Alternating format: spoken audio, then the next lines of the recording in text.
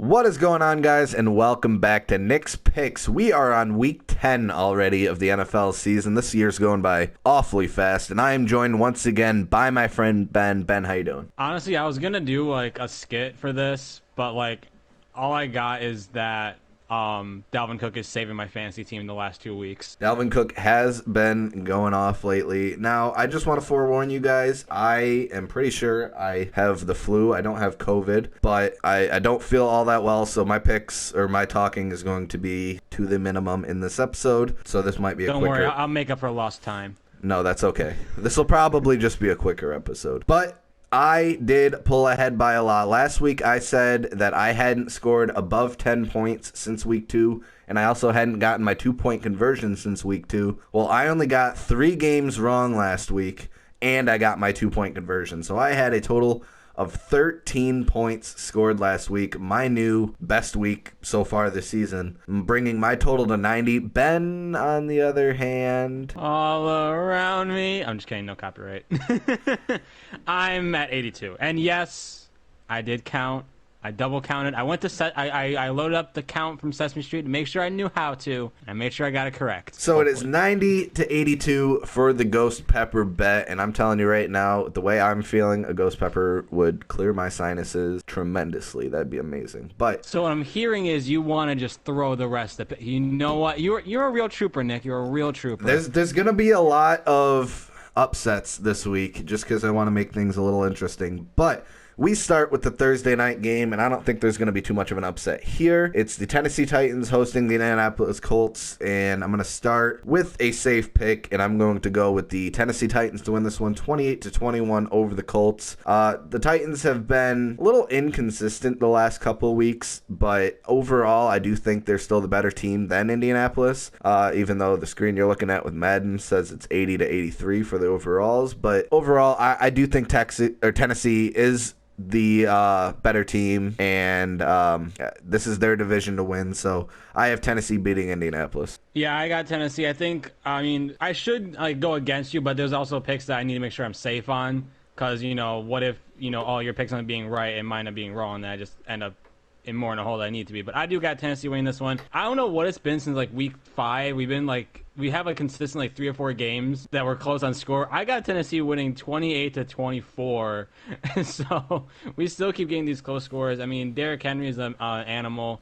Tennessee is a very well-rounded team, and Indy is not a bad team, but I just think Tennessee is slightly better than them. All right, first Sunday game of the week, the New York Giants hosting the Philadelphia Eagles, and this is my first weird pick, my first upset of the week. I'm saying fuck it. I'm going Giants over Eagles 27-26. I do think this is a game that the Giants can win, just because Philly has been playing just as bad all season. Although I don't want the reputation of the NFC East to get any worse than it already is, if possible. I would love to see the Giants beat the NFC East leading Philadelphia Eagles. And I'll talk about this game a little bit more when it comes to my 2-point conversion. I'm sorry. First and foremost, I think this is a flat-out first. I don't know. We have to go back. But this is a first time where obviously last week we both said Seattle with the same score, and I had to change it. We both said 27-26, but I have Philly winning. I'm not making this up. I have Philly winning 27-26 over the Giants. I would do more of an analysis, but that just made me laugh. Nope, that's hilarious. That's hilarious. That's amazing. But in all seriousness, both these teams I don't believe in. I honestly don't. As this is a hot take, as what you want to call it, I actually believe more in Daniel Jones than Carson Wentz, because at least Daniel Jones stays healthy. Yes, he throws and he can run. I wouldn't. Daniel Jones is leading. Daniel Jones is leading the. I wouldn't say run based on his stumble, but Daniel Jones is leading the league in yards per attempt for over 40 rushes. I know, which is honestly, I'm surprised they don't have him do a more either read option or design run, because he can do it. You don't have Stonewall Eli Manning back there anymore. I don't know. I think it's working pretty well with him just running for his life. All right, for the second pick in a row, I think we are going to differ. The Houston Texans going to Cleveland to play the Cleveland Browns, and I am going with the upset again. I am going with Houston over Cleveland. Cleveland has just disappointed me week after week, even though, I mean, it's not really disappointing to me because I don't like Cleveland or Baker Mayfield, but they're playing worse than even I thought they were going to play, and Houston has gotten better since Bill O'Brien has left, which, I mean, obviously, but I'm definitely going with Houston in this one. I think momentum-wise, this shifts a lot more heavy towards Houston, even though talent-wise, I would think Cleveland has the upper edge here, but I'm going Houston. I don't remember if I mentioned the score or not, and if I didn't, it is 35-20 Houston over Cleveland. Obviously, you know, I've been, and I think Nick is gonna like do a celebratory like something, I don't know. I've been a Baker Mayfield fan for a while, and the reason I say been is because I officially am hanging it up. Because of last week, and we'll get to that when it comes to the Buffalo game, I can't anymore with Baker Mayfield. I just can't. I'm throwing in the towel, probably way too late, but I'm throwing in the towel on Mayfield. Cleveland is just where, not quarterbacks, not what, that's where talent goes to die, honestly. Like, Myles Garrett is probably the only shining hope that they have on their defense, and on their offense, I would say Nick Chubb, but he's hurt still. So I actually got Houston winning this one 24-17. Just because I agree with you, I think ever since Bill O'Brien has left, Houston's been trending upward. And, I mean, Deshaun Watson is still probably going to break his back from trying to carry this team, honestly. All right. Battle of two shit teams, really. I mean, Detroit's better than Washington. And I'm going to pick Detroit just because I just can't bring myself to pick Washington. I have Detroit winning this one 24-14. But neither of the teams are making the playoffs. Neither of these teams are going to make the playoffs, I think, in the next couple of years. I think this is really Matt Stafford's like last chance with Detroit. If he goes to another team, great, but I think this is where you start to see the decline of Matt Stafford, and I mean, the Detroit's already declined as far as they can go. But Washington, not a whole lot of hope for them. I do feel sorry for Kyle Allen. Same with Dak Prescott. I do hope he gets better. I hope for a speedy recovery. I hate that twice now it's happened against the Giants. I almost feel like it's clear neither one were like intentional. So I don't want people like bashing on the Giants saying that you're out to hurt people. They're really not, and Kyle Allen would not be their number one target. But prayers out to Kyle Allen. Hope for a speedy recovery. But I think it'll be interesting to see what Alex Smith does the rest of the season. Yeah, I'm with you. I'm looking forward to see what Alex Smith can do. I think, I mean, obviously when he was fully healthy, he was still a starting caliber quarterback. Was he like, an elite? No, but like he was still an average at best quarterback, and I think he can still do that for Washington. But I do got Detroit winning this one, mainly because I just don't think Washington really has anything. It's the same thing when it came to Cleveland. I just don't think they have anything in Washington, so I got Detroit winning this one 27-14 over the football team. I'm going with an upset. I'm just kidding. All right, easiest pick. I swear to God, did. Easiest pick of the week. I have 38-10 Packers. What do you have? I got 32-14 Packers. I almost actually stumbled and said Jacksonville, and I would be like, nope, no. Honestly, if Jacksonville ends up scoring more than 14 points, I think we both deserve an L here. But we're both picking the Packers. Whatever. Carolina Panthers hosting the Tampa Bay Buccaneers, and this one I actually am going with the upset. I'm going with the Carolina Panthers to win this one 28-27 over the Tampa Bay Buccaneers. Here's the reasoning behind it. Obviously, Carolina's not as talented as Tampa. Tampa has been way hotter lately than Carolina has. And there's really no logical reason to pick them. This is more of just kind of a gut feeling. Carolina came very, very, very close to upsetting Kansas City last week. And Kansas City, I think, is eons past Tampa Bay. So I would argue that if Carolina plays as well as they did last week against Kansas City, then they can beat Tampa. So I'm banking on Carolina doing that, and hopefully it works out for me, but I think this is the week they get it. I think they upset Tom Brady and the Tampa Bay Buccaneers after losing horribly to New Orleans last week, by the way. Oh, yeah. I will admit, I mean, I am picking Tampa here, not just because I do need the points, but, like, I would not be surprised if Carolina wins, because Carolina is, I believe we both said it in the beginning of the season, like, they're a sneaky good team. I don't think they're going to make the playoffs. Like, I still don't think they're going to make the playoffs. They're in too much of a hole. But I do got Tampa winning this one 20-17 in a close game, just because I think Tampa almost just hit like a reset after the halfway through the season, where like we saw week 1 against New Orleans, they looked rusty. They looked like they didn't know where they wanted to go. Then they started getting hot, and then guess what happened? They added Antonio Brown. It's not going to be one of those where it's an easy mesh kind of thing. Yeah, Antonio Brown and Tom Brady had 1 week together in New England. Oh, God, 1 week. Still not going to make up for that, because it was still a long time after that. So I do think there's going to be still a little bit of a, not an issue, but a little bit of an adjustment period with Tampa. But I do think their talent overall, they're going to be able to beat Carolina. And, I mean, you can't be worse than only giving up or only scoring 3 points. Well, unless you're Dallas against Washington. All right, second game in a row where I'm pretty sure we're going to differ, and there's really no reason, like logically, for me to pick the Denver Broncos here, but I'm going to just kind of another gut feeling. So Las Vegas is one of those teams, and I kind of mentioned it last week with the Chargers, because I also feel like they're one of those teams where they can really play well against some of the top teams in the league.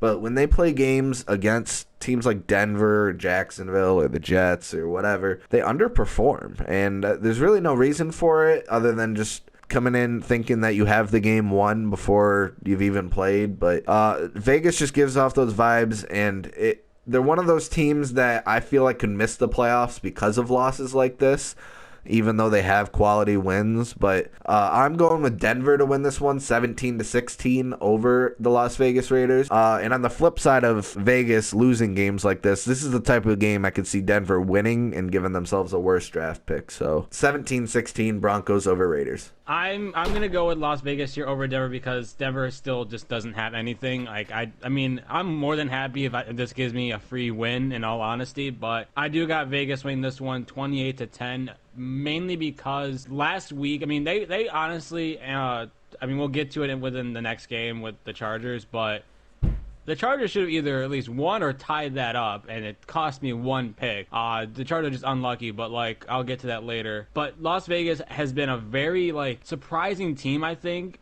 Like I thought they were gonna do decent, but they've definitely looked better. But and they got a pretty easy game, in my opinion, against the Broncos. All right, the Miami Dolphins hosting the Los Angeles Chargers. Now, at the beginning of the season, we had high hopes for Los Angeles and low hopes for Miami. I think this is completely, and I mean about as 180 as you can get, as completely flipped as we are halfway through the season, or a little over halfway through the season. Miami Dolphins, a lot of high hopes for them heading down the final stretch of the regular season, and LA has just shot themselves in the foot week after week. So I'm going with the Miami Dolphins to win this one 28-17 over the Los Angeles Chargers. They've been playing really good football, even in the middle of a quarterback switch between Ryan Fitzpatrick to Tua. And although Herbert has been playing really well, his team around him has not. Yeah, I'm with you on Miami. Miami has completely, I mean, first and foremost, that game against Arizona was amazing. That somehow turned into the game of the week. I don't know how it did, but Miami has done really well. And you know, we look at Tua. Well, first off, before I say anything more, my score is Miami winning this one 27-21 over the Chargers. Tua, personally, I don't think, unless like he does really well the rest of the season, which he could, I don't think he's in contention for Rookie of the Year. But I definitely think that if he keeps Miami in the playoff hunt, or at least stays second behind Buffalo, which I think they are still the second best team behind Buffalo in the AFC East. Miami has a very underrated defense. Like, it's actually really good. I know we talk about like the Steelers and other teams that have great defenses, but Miami has a really good defense, and Tua isn't asked to do that much. So because of that, I do have Miami winning this one, and the Chargers are just unlucky. Arizona Cardinals, the other half of that amazing game last week with the Dolphins, going up against the Buffalo Bills. Half of another really great game last week between the Seahawks and the Bills. Look, this was a tough one to pick, and I know Ben's flipping a coin for this one, but I think my pick is just going to kind of influence his pick here. I'm going to go with Buffalo just because, obviously, exceeded our expectations of beating Seattle last week. Josh Allen played out of his mind, and although that defense hasn't been spectacular, the Cardinals defense really hasn't been either. So I do think this comes down to a game of offenses, and I do have the Bills winning this one 32-27, but I just think the Bills offense is slightly better than the Cardinals offense at the moment. I think Kyler Murray's still a little too inexperienced. I think Josh Allen has matured in the league quicker than Kyler Murray, so I'm going Buffalo right now, but these two teams are so neck and neck. This is a tough one to pick. Yeah, I'm with you. I mean, we predicted that obviously Tampa and New Orleans was going to be the game of the week last week, and that was wrong. But I don't think this one's going to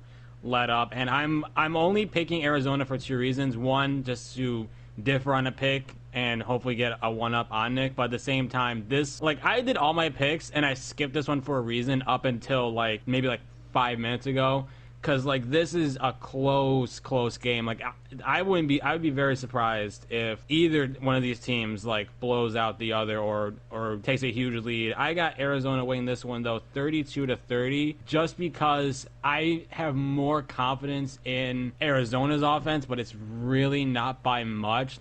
Josh Allen's better than Kyler Murray, but I'm also looking at DeAndre Hopkins being better than Stephon Diggs, and I think just Arizona's overall offense is going to be better, but this is going to be a really, really good game. The Rams hosting the Seattle Seahawks. I'm going with the Seahawks in this one. Although they lost last week to Buffalo, Seattle's still the better team than LA. And I still hold true to LA. I think they're falsely good. I think the fact that they've played every NFC East team to start the season is the reason their record is as good as they are. But I'm going with the Seahawks to win this one 31-24 over the LA Rams, just because, like I said, Seahawks are the better team. Rams, they're good, but they're not great. Yeah, I mean, I'm with you. I mean, the Rams, I think, are still a playoff team just because they got basically a 4-game head start against the NFC least. But I do got Seattle winning this one. And the only reason I have this being a close one is because Seattle's secondary is very, it got exposed against Josh Allen. Now, yes, Josh Allen's a very good quarterback, but you can see, when a very good quarterback goes against it, it gets demolished, basically. And I'm not saying Goff is anywhere close to that. I really don't. But I do think Seattle's secondary is suspect, and because of that, I got Seattle winning this one 30-28 in a close game, but not because I think the two teams are very close in talent. All right, like we were just saying, another easy game to pick, so we're going to kind of rush through this one. The New Orleans Saints playing the San Francisco Infirmaries, and just in that name alone, you can tell why we're both picking the Saints here. I got 37-21. What do you have, Ben? I got 32-14. Just San Francisco's too hurt. New Orleans is too good. They just beat the and we absolute... saw Monday night. Yeah, they just beat the absolute crap out of Tampa Bay. So there's no reason that New Orleans beats up on Tom Brady and the Tampa Bay Buccaneers with a stacked roster and then goes and loses at home to San Francisco. It just makes no sense. So we both have the Saints winning this one. All right, the Pittsburgh Steelers barely got past the Dallas Cowboys somehow last week to remain undefeated. They are 8. They're 8-0, right? 8-0 on the season. The Cincinnati Bengals, Joe Burrow, it's just been kind of what we expected out of Cincinnati this season. Although I do think Pittsburgh narrowly escapes this one too. I think we are starting to see a ceiling on Pittsburgh.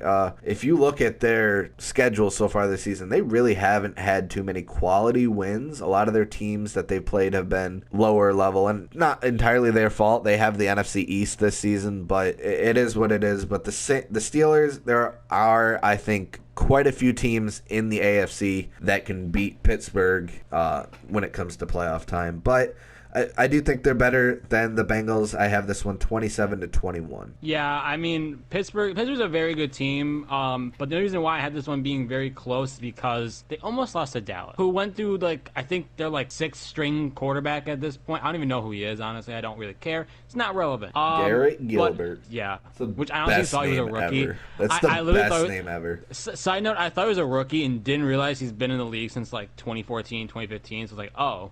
Guys, the Cowboys are on a bye week. We have to slip in some talking shit about the Cowboys. Always have to. But I do got Pittsburgh winning this one 24-21, only because Pittsburgh is winning very close games in games that they should be easily winning and easily beating their opponents. Because if they are undefeated, which they are, it's a little concerning, like little hesitant on some of them. But they're still better than Cincinnati because it's Cincinnati. Yeah. All right, the Baltimore Ravens going up against the New England Patriots. I think these are words I have never been able to say in my life. I am 24 years old, and I don't think I've ever been able to say these words. Ben, let us rejoice in this moment together. I think the Patriots are in tank mode. And insert Taps music. boy, that feels good to say. I think this is easy. I think we're both going with the Ravens on this one. I have 30-17. I got 30-20. All right, and I'll let Ben finish off whatever he wants to say about this. I mean, Cam was my disappointing player of the year. I think the only reason they won is because it was the Jets last week. Honestly, and they won by a field goal. That's honestly. And the Ravens aren't going to do that. So, yeah. All right. The Minnesota Vikings going up against the Chicago Bears. And I have been the biggest Bear hater probably all season. And I'm starting to finally get proved right about it. Unlike Ben, who's been the Buffalo hater and has been continuously proved wrong throughout the season. But I'm starting to get proved right by the fact that Chicago actually sucks. So, although Minnesota has not played well this season at all, I am going with the Minnesota Vikings in this game 24-14 over the Chicago Bears. Nick Foles is not the answer for Chicago. Mitch Trubisky is not the answer for Chicago. But, you could say the same about Minnesota with Kirk Cousins, but I would still go Kirk Cousins over either Chicago quarterback. But I'm going to Minnesota with this one, 24-14. Yeah, I'm with you. Minnesota, first and foremost, the reason why I'm picking Minnesota is because of one player over. Because, again, I said it earlier, he saved my fantasy team, honestly, and that's Dalvin Cook, coming back from a groin injury. And you would think, it might take him a little bit to come back. No. First week back, destroys the Packers with 4 touchdowns. Second week against Detroit, gets 3 touchdowns, and he also scores a touchdown when Detroit had 10 players on the field. I think it's more of Detroit than Minnesota, but still. I do have Minnesota winning this one 30-21, purely based on the fact that Dalvin Cook is playing out of his mind right now. And leading into that will lead into my 2-point conversion.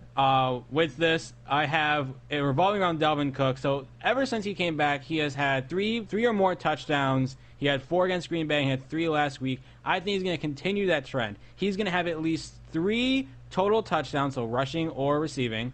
He'll have at least a total of 100, and I actually changed this now. He'll have at least 175 total yards, and he will not fumble the ball. Speaking of defense, I'm going all the way back to the Giants and the Eagles. Like I said, my 2-point conversion will be coming out of this game, and the Giants defense have been honestly one of their bright spots so far this season. At one point, I do believe their defense was 5th in the league. I'm not 100% sure where they are now, but this is not a defense to really sleep on. I think this is a defense that they can build around. But right now their defense is good, and Carson Wentz and the Eagles have not been very good. So my 2-point conversion, and I will not be surprised if this happens, is that the Giants defense is going to intercept Carson Wentz at least 3 times on Sunday. Carson Wentz is throwing at least 3 interceptions Sunday against the New York Giants in a game where I think the Giants will upset Philly. So once again, the score currently is 90-82. I have pulled ahead. I am up 8 points on the Ghost Pepper Challenge. Couple things that have been happening on the channel lately. Obviously, I didn't get to do everything that I promised, being sick, and I've been slacking on the All Madden Challenge. I will continue those soon, but a lot more Among Us clips to be coming as well. I'm going to try to evenly pump out Among Us videos and the All Madden Challenge. I don't know if you guys noticed, but I did not post following the Giants through their 2020 season on Sunday. I have actually given up on that series. I've ended the series abruptly. A, it wasn't getting that many views. B, just to me, it wasn't that interesting to follow. And I feel like I could be using Sunday uploads a little bit more effectively. But that's what's going on with the channel. Like I said, 90-82 is the score. Ben, is there anything you want to say before we head out? With Antonio Brown, it seems like he is currently in midseason form, destroying teams from the inside out. Thank you. That's it for Nick's Picks Week 10, guys. Have a great one. Peace.